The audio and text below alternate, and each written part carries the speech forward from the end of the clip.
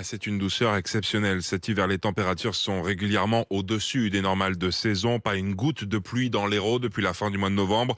Et c'est au grand désarroi des agriculteurs frappés par la sécheresse en plein hiver. Et cela a un coût. Reportage chez un agriculteur inquiet de Terran près de Montpellier, Estelle Henry.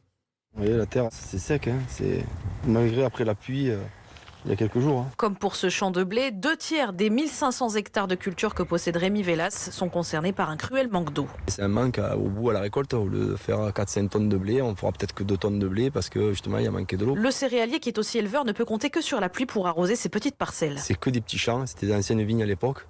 Donc au jour d'aujourd'hui, mettre l'arrosage partout, ça nous coûterait plus cher que la récolte. Les prochaines semaines seront donc décisives pour la récolte de l'agriculteur qui redoute le même scénario que l'an dernier. Entre le gel et le manque d'eau, il avait perdu 50% de sa récolte. On a eu de la pluviométrie un peu septembre-octobre et puis après, là, à nouveau, janvier-février, c'est la cata, quoi. On est reparti pour un tour. Une inquiétude qui se ressent dans tout le département. Sophie Noguès, présidente de la FDSEA de l'Hérault. Pour les grandes cultures, c'est une catastrophe, hein. Rien ne pousse, donc c'est peut-être des pertes sèches qu'il va avoir. Tous les cours d'eau sont au plus bas, comme si on était au mois de juillet. C'est alarmant. Reste un dernier espoir pour les agriculteurs, celui d'un printemps pluvieux dès le mois de mars prochain.